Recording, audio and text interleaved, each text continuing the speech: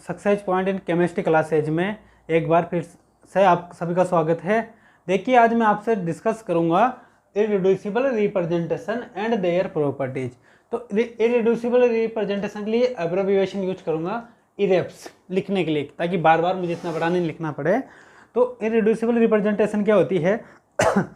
Reducible representation को अपन further reduce कर दे तो अपन को मिलती है इररिड्यूसिबल रिप्रेजेंटेशन।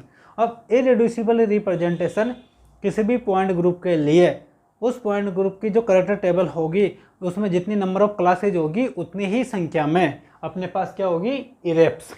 जैसे कि अगर मैं C2V पॉइंट ग्रुप की बात करूँ, फॉर एग्जांपल क्या लिया मैंने, C2V पॉइंट ग्रुप, इसके लिए टोटल नंबर ऑफ क्लासेज है वो कितनी है, 4। तो टोटल मेरे पास इरेप्स कितने मिलेंगे, इरेप्स मीन्स इररिड्यूसिबल रिप्रेजेंटेशन कितने मिलेंगे, 4। और अगर जैसे कि अबेलियन पॉइंट, कोई अबेलियन पॉइंट ग्रुप हो तो उसमें number of order is equal to number of classes is equal to number of irreps. होगा कि नहीं होगा? अगर कोई नॉन अबेलियन पॉइंट ग्रुप है तो उसमें तो ये चीज़ चेंज हो जाएगी। अब आगे बढ़ते हैं अपन और देखते हैं कुछ और प्रॉपर्टी। इसकी एक दो प्रॉपर्टी और है। एक तो ये है कि अगर कोई पॉइंट ग्रुप है तो उस किसी पर्टिकुलर पॉइंट ग्रुप में उपस्थित मॉलिक्यूल के लिए ये इनफिनाइट नंबर में हो सकती है, मतलब रिड्यूसिबल रिप्रेजेंटेशन तो बहुत ज़्यादा हो सकते हैं, और उसके कुछ ही नंबर होते हैं, क्या होते हैं, रिड्यूसिबल को रिड्यूस करने के बाद जो प्राप्त होता है ना इररिड्यूसिबल, वो कुछ ही इरेप्स होता है और वो अपनी फंडामेंटल इंपॉर्टेंस रखते हैं।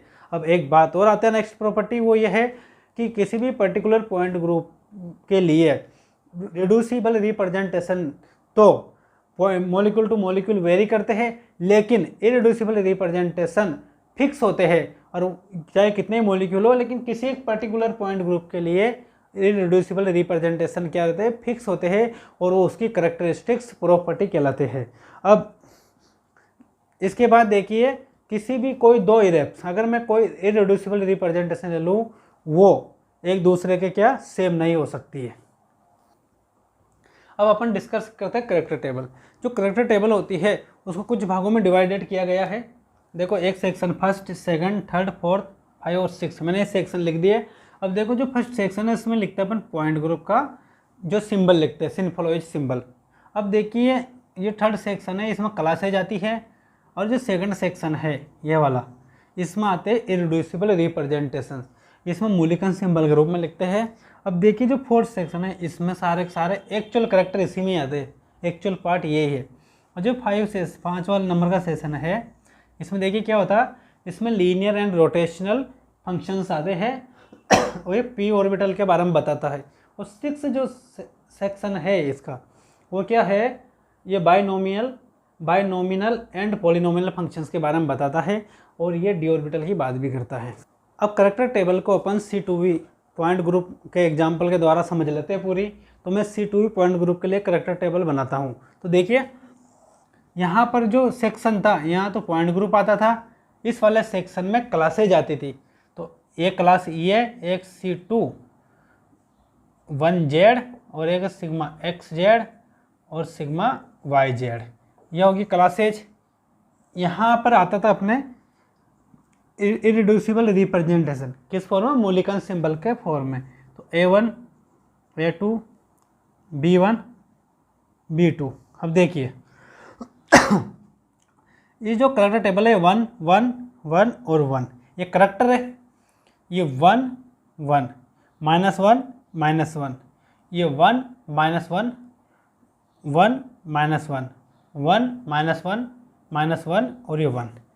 आप ऐसे चलो या ऐसे चलो, हर एक रो में मैक्सिमम 2 माइनस के होंगे, -1 -1 -1 -1 -1, ऐसे चलो।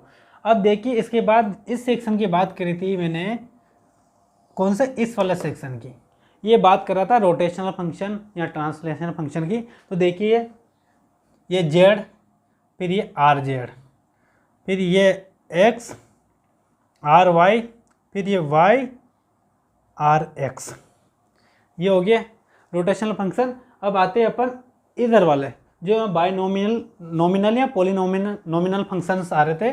तो देखिए, डी ऑर्बिटल की बात भी करता है। तो x² वाई स्क्वायर और जेड स्क्वायर। अब देखिए एक्स वाई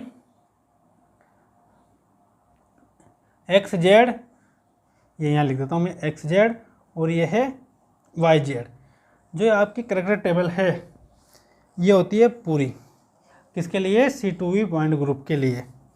तो देखिए इसमें अपना आप जो सब दिख रहा है पॉइंट ग्रुप आ गया, इस सेक्शन में आएंगे मॉलिक्यूल सिंबल के रूप में, ये क्लासेज आएगी, ये मेन करेक्टर इस पर डिपेंड है, करेक्टर आए गए, ये देखो ये रोटेशनल और ट्रांसलेशनल फंक्शन है, R rotational, R means rotational, x y z translational है, और ये पोलिनोमियल नॉमिनल या बायनोमिनल। देखो सिंगल एक्स या सिंगल वाई कहीं भी नहीं है, देखो ये स्क्वायर हो रहे हैं या फिर ये मल्टीप्लाई हो रहे हैं, इसलिए यहाँ पोलिनोमिनल की बात होती है। ये पी ऑर्बिटल के बारे में बताता है, ये डी ऑर्बिटल के बारे में बताता है। अगर रमन एक्टिव होगा तो रमन का पता यहीं से चलेगा और रोटेशनल और वाइब्रेशनल तो अपन को यहाँ से पता चल जाएगा कौन वाइब्रेशनल स्पेक्ट्रा देगा, मतलब वाइब्रेशनल एक्टिव है, आईआर एक्टिव, यहाँ कौन आईआर इनएक्टिव, यहाँ से पता चल जाएगा। अब देखिए जो करैक्टर टेबल थी ये तो होगी पूरी अपने C2V पॉइंट ग्रुप के लिए। अब देखिए अब इसकी प्रॉपर्टी समझा देता हूँ। ये जिस करैक्टर टेबल है तो इसमें total number of symmetry elements की बात करूँ, यानी total number of symmetry elements mean operation, वो कितने ई C21Z XZ YZ 4। तो टोटल नंबर ऑफ क्लासेज भी कितनी है, 1 2 3 और 4। क्यों, क्योंकि ये पॉइंट ग्रुप कौन सा है, अबेलियन। और अगर टोटल नंबर ऑफ क्लासेज है, मतलब जितने नंबर ऑफ क्लासेज है उतने ही नंबर ऑफ क्या है अपने पास, इरेड्यूसिबल रिप्रेजेंटेशन। तो ये भी कितने, 1 2 3 और 4। अब इसकी एक प्रॉपर्टीज है कि किसी पॉइंट ग्रुप में आइडेंटिटी वाला जो भी करैक्टर है ये सब क्या कहलाता है, dimensionality, dimension of the character table. तो जो डायमेंशन है, इस डायमेंशन का स्क्वायर का sum order of the group के इक्वल होता है। It means H is equal to summation of chi E का क्या होना, स्क्वायर। जैसे कि देखिए अगर मैं समेशन करूं 1 का स्क्वायर प्लस इस 1 का स्क्वायर प्लस इस 1 का स्क्वायर प्लस इस 1 का square is equal to 4, order of group 4 है इसका, तो हो गया इन सब के स्क्वायर का समी क्या कहलाता है, ऑर्डर ऑफ द ग्रुप। एक और है, देखो ये तो आ गया होगा समझ में, इसकी एक दो प्रॉपर्टी और है। वो एक प्रॉपर्टी ये है कि मैं कोई भी इरेड्यूसिबल रिप्रेजेंटेशन ले लूँ और उसके करैक्टर का अगर मैं स्क्वायर, उसके करैक्टर के स्क्वायर का सम कर दूं तो मुझे क्या मिलेगा, ऑर्डर ऑफ द ग्रुप। वो कैसे, देखिए मैंने ले लिया 1 मिनट के लिए B2 ले लिया, 4B2। अब देखिए इसके लिए अगर मैं H लिखूं तो मुझे एक और चीज़ आएगी, यहाँ पर ऐड करूँगा GR डॉट काई B2 का स्क्वायर। देखिए GR क्या, ऑपरेशन ऑफ द क्लास। एक तो क्लास होती है सिमेट्री, एक तो सिमेट्री ऑपरेशन होता है, एक होता है operation of the class. Operation of the class क्या होता है, ये देखिए तो अबेलियन पॉइंट ग्रुप है, इसलिए हर एक सिमेट्री एलिमेंट एक क्या बना रहा है, क्लास बना रहा है, इंडिविजुअल क्लास। लेकिन अगर ये नॉन अबेलियन होता जैसे कि C3V पॉइंट ग्रुप आता तो वहाँ पर C3 के लिए ग्रुप ऑफ सिमेट्री एलिमेंट आ रहे 2 C3 थे, सिग्मा के लिए 3 सिग्मा V थे एक क्लास में। तो जो 3 है सिग्मा V का आगे 3 लग रहा है और C3 का आगे 2 लग रहा है, वो क्या कहलाता है, ऑपरेशन ऑफ द क्लास। तो यहाँ पर तो सबका आगे क्या है, 1 1।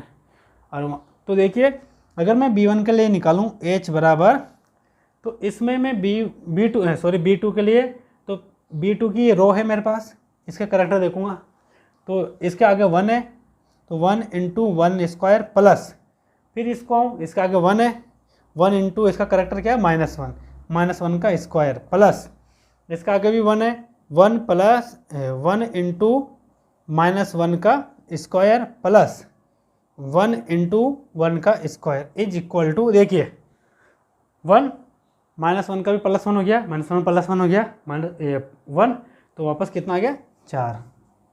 तो ऑर्डर ऑफ द ग्रुप के इक्वल हो गया। अब इसके साथ ये जो नई चीज़ आई GR, ये क्या है, ऑपरेशन ऑफ द क्लास। ये याद रखना है, बहुत काम की चीज़ है, ऑपरेशन ऑफ द क्लास।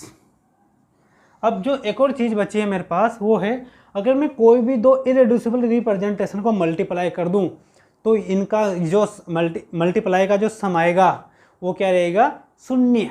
ये GOT को फॉलो करता है, ग्रेट ऑर्थोगोनैलिटी थ्योरम, है ना। तो देखिए अगर मैं ले लूँ यहाँ पर फॉर A1 इंटू A2 इन दोनों को ले लेता हूँ, तो इसके लिए लिखूँ मैं समेशन ऑफ GR काई A1 और काई A2 दे दिया मैंने। अब देखिए यहाँ पर इसके लिए 1 है GR, तो ये 1 1 1 1 इंटू 1 प्लस, फिर देखो इसके लिए 1 इंटू ये भी 1 इंटू ये भी 1, फिर प्लस ये देखिए इसका आगे 1 इंटू -1, सॉरी ये 1 है 1 इंटू -1, फिर आगे देखिए प्लस 1 इंटू -1, ये -1 1 1 -1, और मल्टीप्लाई करूँ तो 2 तो माइनस के 1 माइनस का 2 हो गया, प्लस का 2 इज इक्वल टू 0। ये भी एक इम्पोर्टेंट प्रॉपर्टी है GOT, ग्रेट ऑर्थोगोनैलिटी थ्योरम। अगर मैं यहाँ पर टोटल सिमेट्रिक इरेड्यूसिबल रिप्रेजेंटेशन की बात करूँ तो देखिए A1 को देखिए ध्यान से, जो A1 है, मैं रेड पेन से बंद कर दूँ, ये जो A1 है उसमें अगर मैं ऐसे चलूँ तो भी सारे के सारे 1 1 है, किसी में माइनस नहीं लग रहा, यानी टोटल सिमेट्रिक है। तो टोटल सिमेट्रिक जो मेरे पास आए इरेड्यूसिबल रिप्रेजेंटेशन वो कौन सी है? A1। Totally symmetric irreducible representation होगा मेरे पास A1। इसी के साथ आपकी जो C2V पॉइंट ग्रुप है उसकी जो प्रॉपर्टी है वो समाप्त होती है।